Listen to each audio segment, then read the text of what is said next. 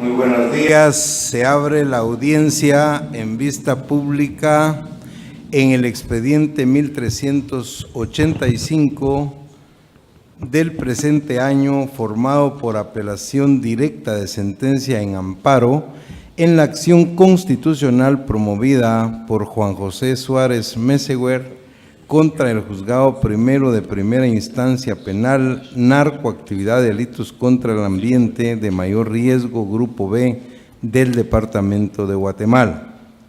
El señor Secretario General de la Corte dará lectura a la parte conducente de las consideraciones y a la parte resolutiva del fallo apelado y efectuará las advertencias reglamentarias de la presente audiencia. Queda en el uso de la palabra el Secretario General de la Corte. Muchas gracias, señor presidente.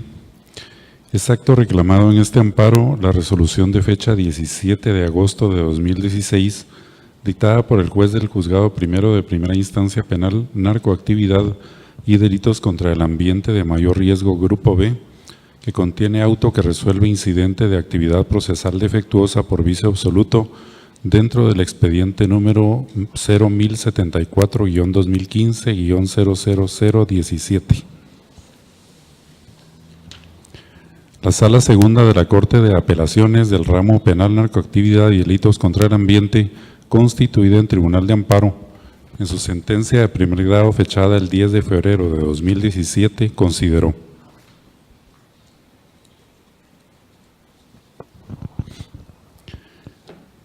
al determinar las constancias procesales, el informe circunstanciado a la resolución amparada, los alegatos de las partes procesales, se puede establecer que no existe vulneración constitucional alguna a los derechos del amparista, ya que la autoridad cuestionada actuó en ejercicio de sus facultades legales dándole respuesta a la actividad procesal defectuosa.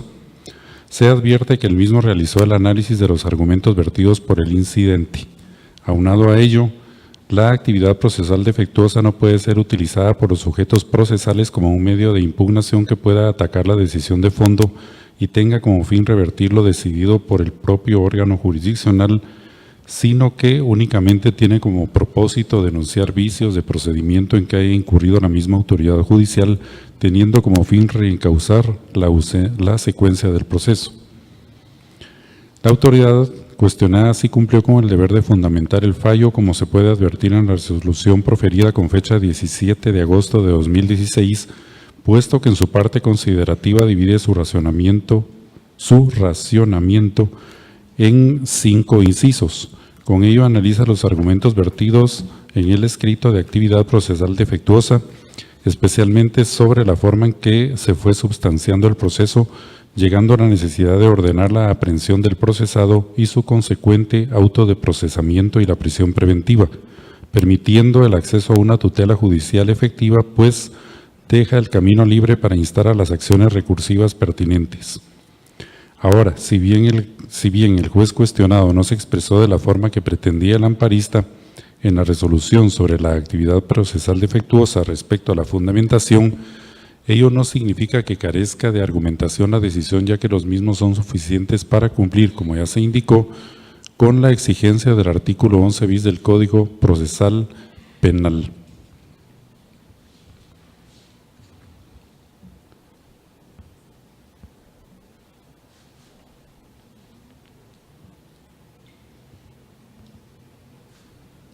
Por aparte, se hace necesaria una breve estimación acerca de la figura procesal respecto de la figura del principio de definitividad enunciado como presupuesto procesal en el artículo 19 de la Ley de Amparo, Exhibición Personal y de Constitucionalidad, que implica la obligación que tienen los postulantes de que, previamente a pedir amparo en los asuntos judiciales y administrativos que tengan un procedimiento establecido en la ley, deben hacer uso de los recursos ordinarios contemplados por la legislación rectora del acto reclamado, lo cual obedece a razones de seguridad y certeza jurídica, porque el amparo, por su propia naturaleza subsidiaria y extraordinaria, no puede constituirse en una nueva vía procesal paralela a la jurisdicción ordinaria, por medio de la cual los agraviados persigan la satisfacción de una pretensión que pueda ser tramitada de conformidad con el procedimiento señalado en la ley que rige el acto. Las decisiones concernientes a la intervención y representación del acusado en el debate son susceptibles de reclamarse por otras vías. Sobre todo lo argumentado, es necesario indicar que, de conformidad con el artículo 203 de la Constitución Política de la República de Guatemala, la potestad de juzgar y ejecutar lo juzgado corresponde con exclusividad e independencia a los tribunales de justicia, circunstancia que no permite que el amparo pueda constituirse en una instancia revisora de lo resuelto, porque en el amparo se enjuicia el acto reclamado, pero no se puede entrar a resolver sobre las proposiciones de fondo, ya que es a la jurisdicción ordinaria a quien corresponde valorarlas o estimarlas. Además, el hecho de que lo resuelto por un tribunal de la jurisdicción ordinaria, actuando en ejercicio de sus facultades legales, no le sean favorables a los intereses del amparista, no configura violación constitucional alguna en perjuicio del postulante. Lo anteriormente considerado determina la improcedencia de la acción constitucional de amparo interpuesta. El Tribunal de Amparo también decide sobre las costas y sobre la imposición de las multas o sanciones que resulten de la tramitación del amparo. En el presente caso se advierte por parte de esta sala que el amparista no actuó de buena fe, lo que determina imponer la multa que corresponda y costas, así debe declararse.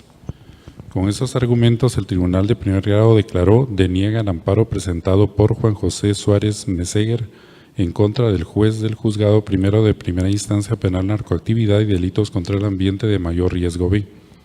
Se condena en costas al amparista y se le impone la multa de 1,000 quetzales a los abogados directores Luis Ernesto Cáceres Rodríguez y Juan Carlos Aquil y Guardia, la cual deberá hacerse efectiva en la Tesorería de la Corte de Constitucionalidad dentro del plazo de 5 días de estar firme la presente sentencia.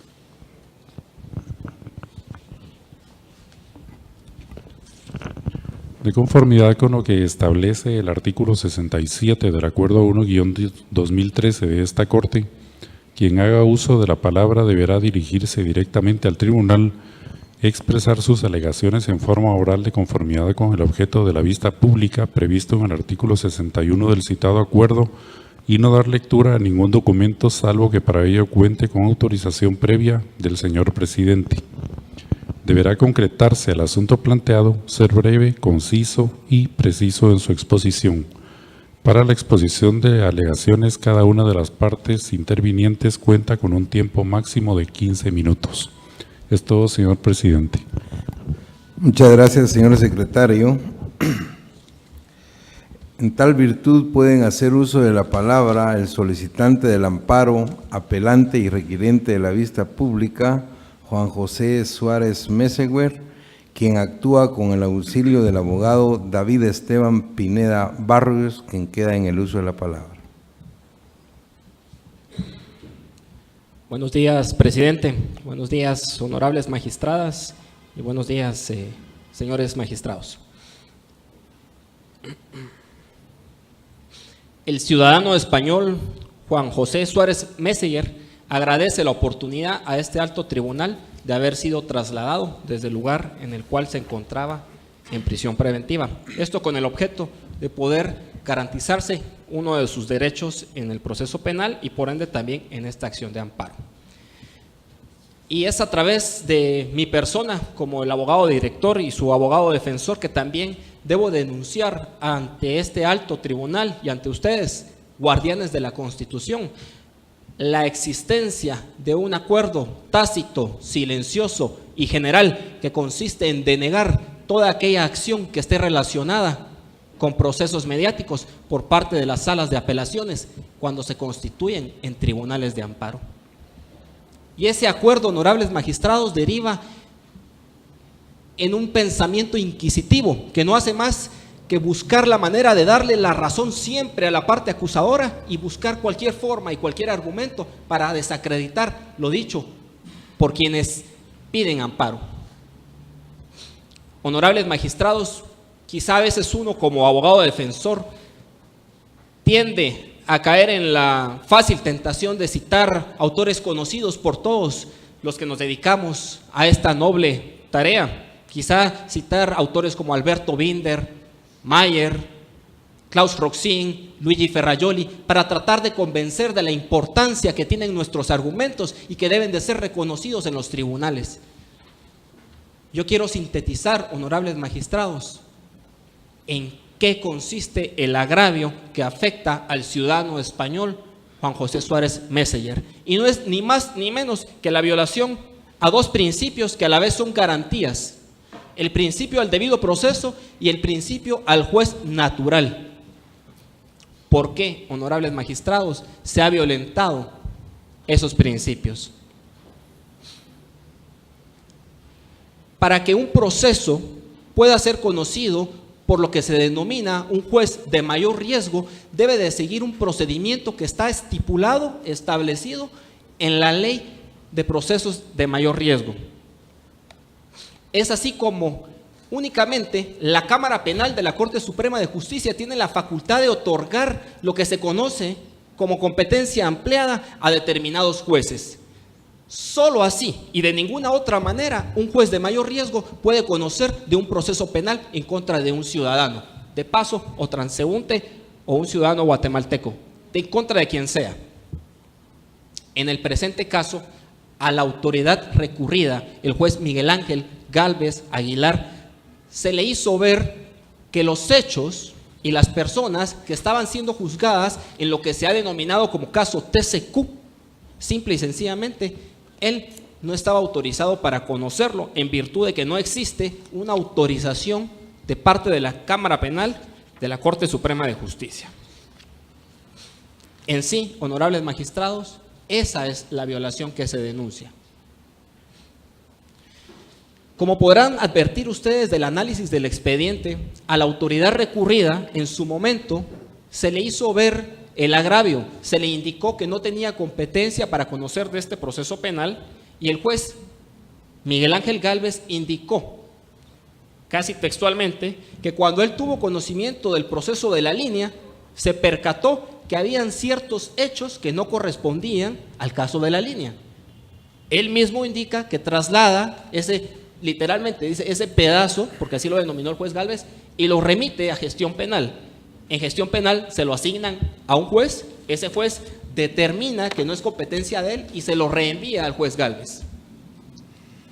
Es así como el juez Gálvez decide que él va a tramitar ese proceso denominado como TCQ y le asigna un número. Según él, honorables magistrados, eso es falso. Y debo de acotar dos aspectos muy importantes. Aun si fuera cierto, eso sería ilegal, porque únicamente la Cámara Penal puede asignar la competencia de mayor riesgo. ¿Y por qué digo que es falso? Y lo podrán establecer del análisis del expediente. Porque el proceso conocido como caso La Línea tiene un número, el 115. Si la autoridad recurrida estableció que el proceso TCQ pudo haber derivado de la línea, forzosamente, cuando se le asignó el número, debería de tener un número superior al 115. Mas no es así, ya que el número que tiene asignado el proceso penal subyacente a esta acción de amparo es el 017. De esa cuenta, honorables magistrados, tenemos el hecho ineludible que la autoridad recurrida no solo actuó violentando los derechos al debido proceso y al juez natural, sino que mintió al establecer algo que nunca sucedió y que es corroborable de la propia lectura del expediente.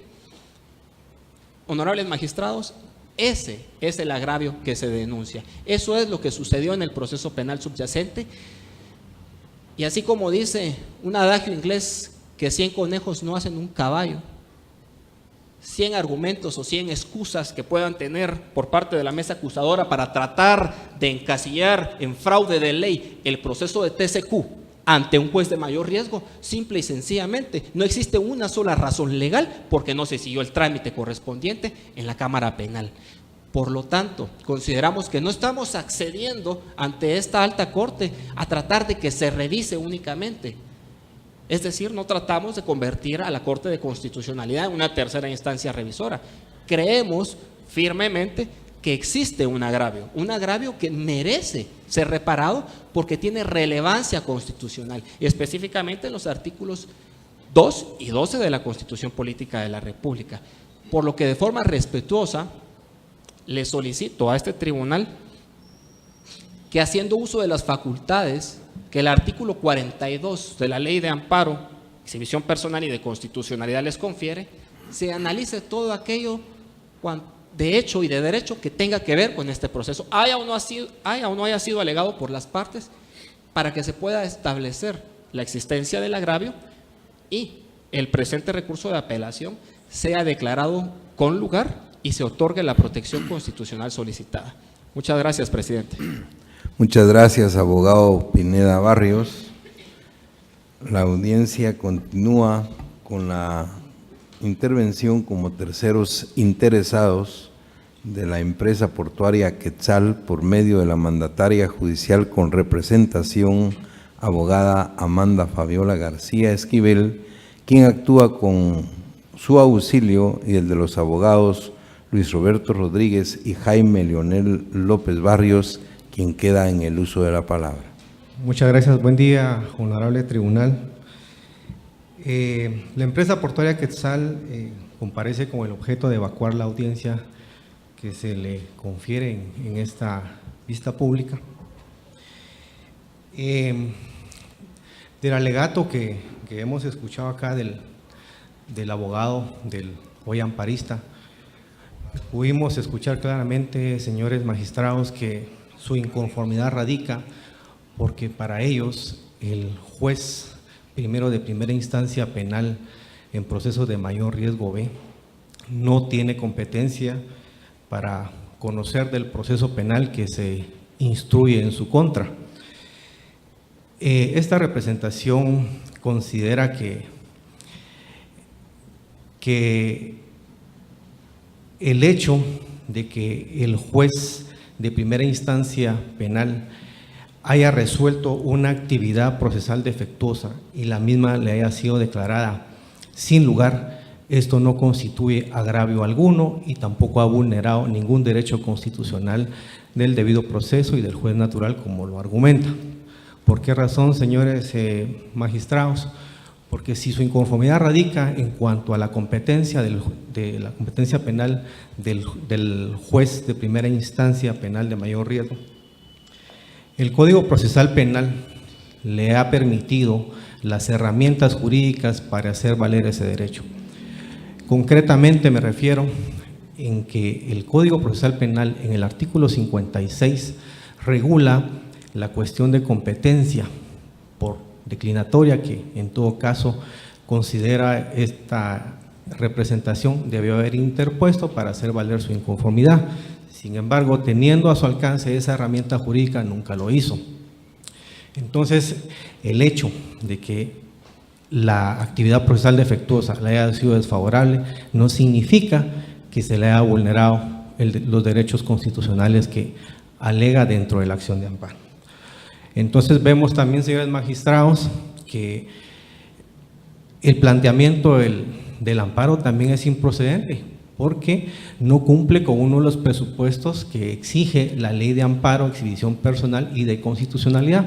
Me refiero al principio de definitividad que está contemplado en esa norma constitucional, que claramente indica que previo al planteamiento del amparo se deben agotar o interponer los recursos ordinarios, judiciales o administrativos que la ley contempla.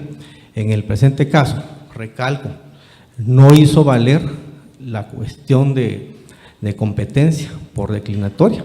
Entonces vemos que no se agotaron los recursos que la ley establece. Y con esto, señores magistrados, reitero que la sentencia hoy objeto de impugnación se encuentra dictada conforme a derecho, que la autoridad recurrida actuó dentro de las facultades que la ley le confiere. Y solicito a ustedes que el recurso de apelación sea declarado sin lugar y se confirme la sentencia objeto de impugnación. Fundamento esta petición, señores magistrados, en el artículo 12 y en el artículo 28 de la Constitución Política de la República, así como en el artículo 8 y el artículo 19 de la Ley de Amparo, Exhibición Personal y de Constitucionalidad. Únicamente. Gracias. Muchas gracias, abogado López Barrios. Continúa la audiencia con la intervención de la Procuraduría General de la Nación, que delegó su representación en el abogado Juan Alberto Jiménez Marroquín, quien actúa con su propio auxilio y quien queda en el uso de la palabra. Muy buenos días, honorable señor presidente y distinguidos magistrados, señor secretario de este Alto Tribunal Constitucional, distinguidos colegas que estamos acá presentes.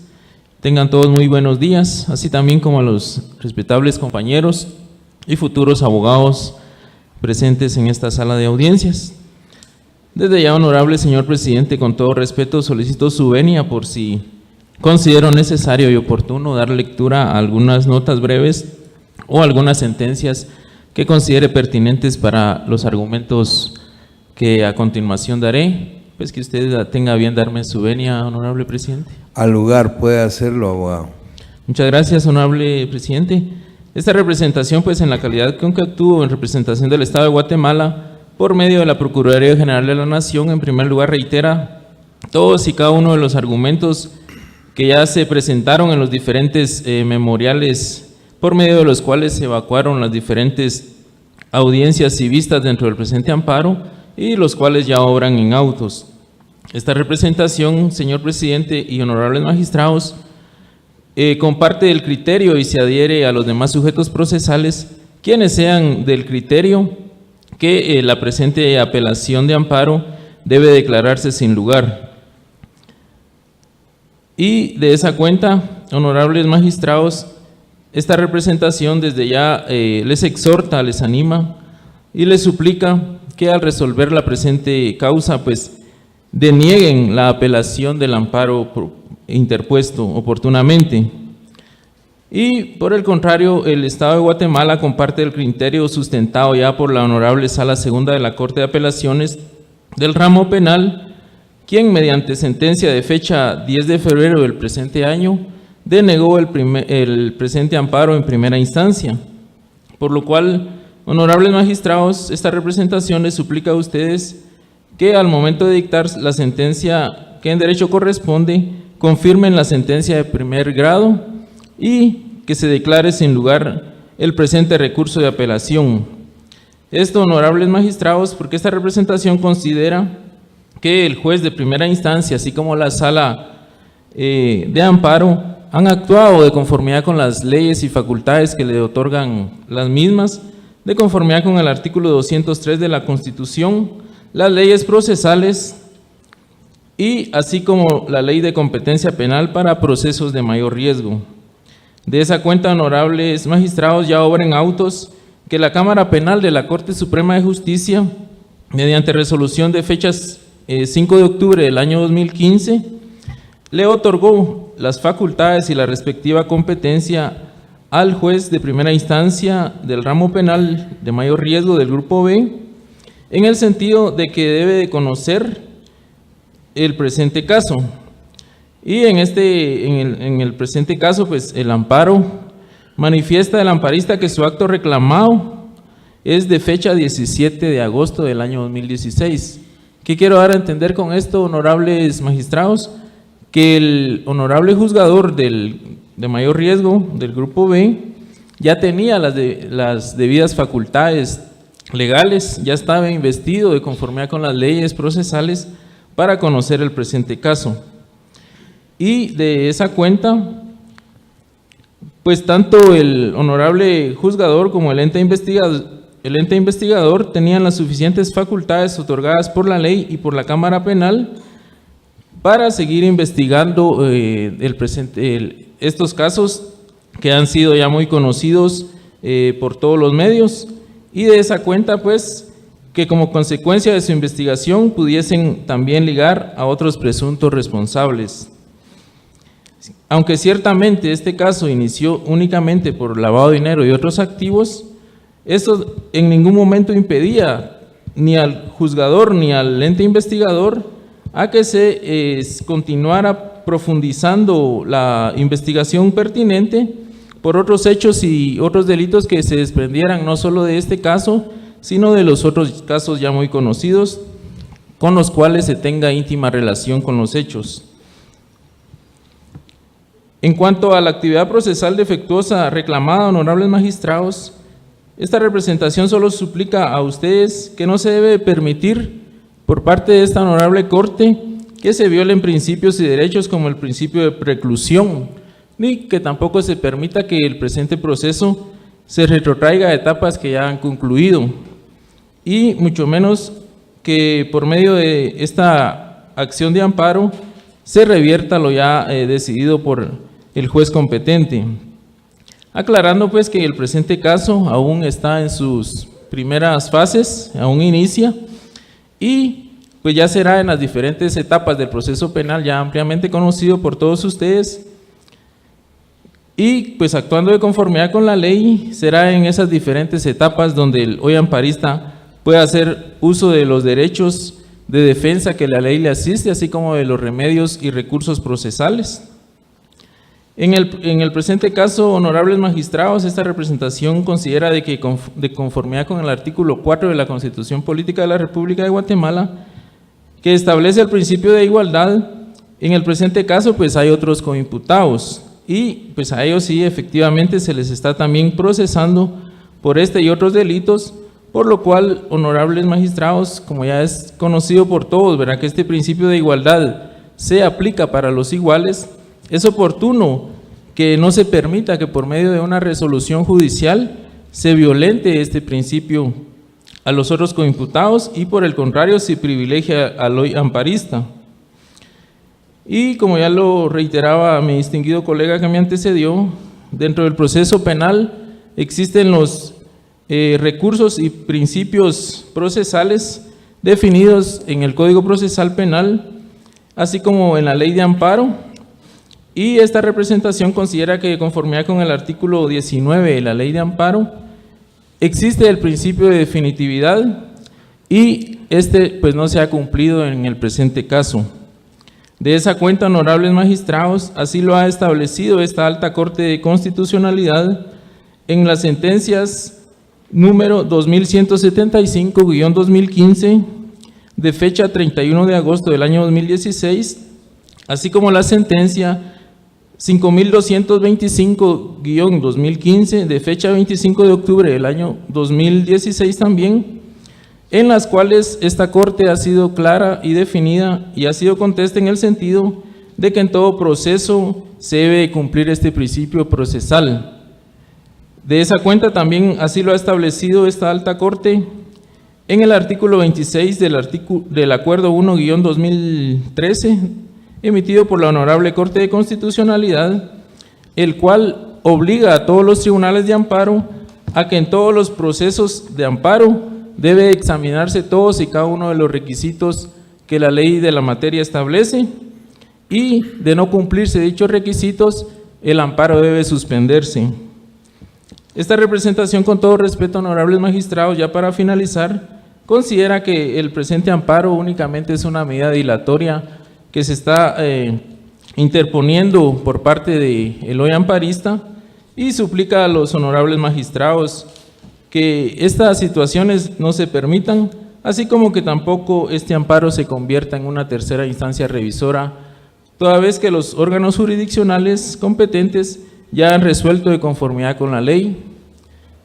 Por lo cual, honorables magistrados, reitero una vez más esta representación en nombre del Estado, por medio de la Procuraduría General de la Nación, solicita a esta Alta Corte de Constitucionalidad que al resolver confirmen la sentencia de fecha 10 de febrero del año 2017 emitida por la Sala Segunda de la Corte de Apelaciones del Ramo Penal, y como consecuencia se declare sin lugar el presente recurso de apelación dentro de la presente acción de amparo. Muchas gracias, honorables magistrados, únicamente. Muchas gracias, abogado Jiménez Marroquín. La audiencia finaliza con la intervención de la Fiscalía Especial contra la Impunidad del Ministerio Público por medio del agente fiscal abogado Juan Francisco Sandoval Alfaro, quien actúa con su propio auxilio y quien queda en el uso de la palabra. Señores magistrados, sujetos procesales y público que nos acompaña, muy buenos días. El Ministerio Público acude a esta vista pública dentro de la acción constitucional de amparo en resguardo de lo que establece el artículo 251 de la Constitución Política de la República, por cuanto la Fiscalía, además de ser auxiliar de los tribunales de justicia, debe velar por el estricto cumplimiento de las leyes del país. En el presente caso, señores magistrados, para que ustedes tengan la idea completa de qué es lo que ha ocurrido, qué ocurrió en las instancias ordinarias y que nos tiene aquí ante esta sede constitucional. La acción constitucional de amparo fue promovida mediante escrito del 29 de noviembre del año 2016. El propósito o el motivo por el cual se llegó a esta instancia es por la inconformidad del señor Juan José Suárez Meseguer en contra de la resolución del juez del Juzgado de Primera Instancia Penal para Procesos de Mayor Riesgo B, que declaró sin lugar una actividad procesal defectuosa. Como han indicado algunos de los sujetos procesales que me han antecedido, fue promovida esta actividad procesal defectuosa cuando en la vía ordinaria, el artículo 294 del Código Procesal Penal, en el apartado de obstáculos a la persecución penal, estipula la excepción de incompetencia, si se consideraba de que no era el juez Miguel Ángel Gálvez Aguilar, por personalizar en este caso la figura del juez que conoció del acto reclamado, sino que correspondía a otra judicatura, a otro orden, a otra materia, o porque consideraban de que las cuestiones sometidas a conocimiento del juez no habían sido autorizadas por la Corte Suprema de Justicia. Hasta ahí llegamos con lo que nos trae aquí a esta sede constitucional. Pero es importante, señores magistrados, que tengan ustedes en conocimiento antecedentes. Se habló de alguna manera del caso La Línea. ¿Qué tiene que ver el caso La Línea con esta situación y por qué existe otra causa penal? En el caso conocido como La Línea, existe una causa penal con el número 01074-2015-00115, que en un inicio estaba conociendo la juez del Juzgado Octavo de Primera Instancia Penal, Narcoactividad y Delitos contra el Ambiente, y mediante decisión de fecha 12 de mayo del año 2015, la Cámara Penal de la Corte Suprema de Justicia decidió el traslado a un juzgado de mayor riesgo porque consideró que se cumplía con los parámetros que establece el decreto 21-2009 del Congreso de la República, que es la Ley de Competencia Penal en Procesos de Mayor Riesgo. Por otra parte, en el Ministerio Público, a raíz de una denuncia de la Intendencia de Verificación Especial, se había promovido una investigación que estaba bajo el control del Juzgado Octavo de Primera Instancia Penal, Narcoactividad y Delitos contra el Ambiente, dentro de la causa 01074-2015-00017. Cuando el Ministerio, esa denuncia de la Intendencia de Verificación Especial es porque determinó la existencia de flujos de efectivo para la adquisición de unos helicópteros. Eso estaba ocurriendo en la otra causa penal. ¿Qué ocurre? Conforme fue avanzando la investigación dentro del caso de La Línea, se determinó la existencia de una serie de sociedades, de una serie de movimientos financieros que determinaron que por unas sociedades que no tuvieron movimiento financiero, empezaron a circular millonarias cantidades de dinero. A raíz de eso, de los hallazgos dentro de La Línea, de la denuncia de la Intendencia de Verificación Especial que tenía otro número de causa, fue necesario para la Fiscalía solicitar a la Corte Suprema de Justicia, a la Cámara Penal, que esa otra causa penal también fuera conocida en un juzgado de mayor riesgo. Es así como dentro del expediente que formó la Cámara Penal de la Corte Suprema de Justicia con número 1004-2015-1160, en fecha 5 de octubre del año 2015, la Cámara Penal de la Corte Suprema de Justicia decidió que un juzgado de mayor riesgo debía de conocer de esos hechos por lavado de dinero. ¿Qué es lo que ocurre? El señor Juan José Suárez Meseguer no tiene ninguna imputación por el delito de lavado de dinero u otros activos. ¿Qué es lo que determinó la investigación preliminar? ¿Por qué llegamos a esa situación? ¿Y cuál es la vinculación de las situaciones por las cuales fue imputado el señor Suárez Meseguer a una situación que devenía de lavado de dinero u otros activos? Lo que ocurre acá, señores magistrados, es que la investigación que determinó que en campaña electoral hubo financiamiento electoral hacia un partido político, que ese financiamiento electoral en la mayoría de los casos fue proporcionado por empresarios y por grupos de personas sin que el mismo fuera reportado en la contabilidad del partido político. partido político previo a que asumiera la administración gubernamental. Al asumir la administración gubernamental como consecuencia de compromisos previamente adquiridos, empezaron a recibir los funcionarios públicos comisiones ilícitas, millonarias comisiones ilícitas, entre las que se encuentra la comisión ilícita de alrededor de 24.5 millones de dólares que proporcionó la terminal de contenedores Quetzal. ¿Y qué ocurre cuando se reciben flujos de dinero en forma ilícita? Posteriormente, ¿qué necesitan los grupos de personas que perciben ese dinero? Introducirlo, darle apariencia de licitud, blanquear esos recursos, y se determinó la propia investigación que esos recursos al final de cuentas fueron lavados mediante algunos mecanismos muy complicados, utilizando por una modalidad sociedades de papel o de cartón, o por otras sociedades de pantalla, es decir, sociedades que mezclaban recursos de actividades lícitas con recursos de actividades ilícitas, y al final de cuentas esos recursos fueron convertidos en bienes. De hecho, la propia investigación determinó que de la comisión ilícita de la terminal que proporcionó la terminal de contenedores Quetzal, se compró un bien inmueble en el departamento de Santa Rosa, es decir, se siguió toda la ruta del dinero. ¿Qué es lo que implica toda esta situación? Que comprenderán, magistrados, de que eso no es lo constitucional, pero es para que ustedes tengan un antecedente de qué vinculación tiene el evento de terminal de contenedores Quetzal con todo el contexto de investigación que realizó el Ministerio Público dentro de la causa 01074-2015-0017. No es cierto, señores magistrados, que no tenga la competencia el juez del Juzgado de Primera Instancia Penal para Procesos de Mayor Riesgo B. El 5 de octubre del 2015, la Corte Suprema de Justicia decidió que esa causa penal también iba a estar bajo el control del juez que he indicado. ¿Qué contexto o qué connotación tiene esta situación que he explicado para el proceso constitucional? Que en primer lugar no existe ningún agravio que sea viable o susceptible de ser reparado por la vía constitucional.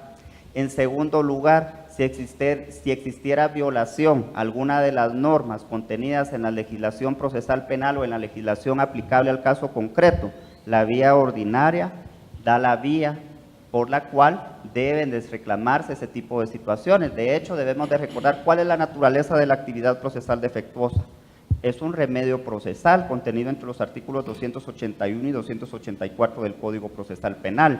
Y si la materia de discusión o el objeto de la discusión era la competencia de la judicatura, como indico y reitero la situación que indiqué al inicio, el Código Procesal Penal establece el mecanismo ordinario mediante el cual debió haberse conocido la situación que es puesta de conocimiento en sede constitucional. Me llamaba mucho la atención parte del discurso que el presidente de la Corte indicó la semana anterior, es en relación al desgaste del amparo, el uso y el abuso del amparo. Cualquier situación que pueda remediarse por la vía ordinaria, lamentablemente llega a la sede constitucional, ya no denotando la naturaleza subsidiaria del amparo, lo extraordinario que tiene el amparo como un mecanismo de restauración de derechos constitucionales que han sido violados, sino que cualquier inconformidad ante una resolución judicial es sometida a consideración del Tribunal Constitucional, lo cual es contrario al principio de la tutela judicial efectiva, la cual comporta que aunque tengamos inconformidad con lo que resuelvan los órganos jurisdiccionales, debemos respetarlos y acatarlos, y las mismas resoluciones son dictadas utilizando la vertiente de la legalidad procesal. Por esas razones, señores magistrados, es solicitud del Ministerio Público que el recurso de apelación interpuesto contra la sentencia promovida por el Tribunal de Instancia de primer grado sea declarado sin lugar, y como consecuencia de lo anterior, se confirme la sentencia avenida en grado, la sentencia de fecha 10 de febrero del año 2017,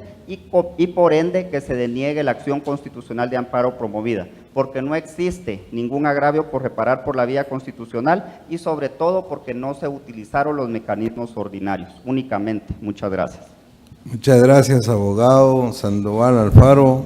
Se clausura la presente audiencia. Buen día.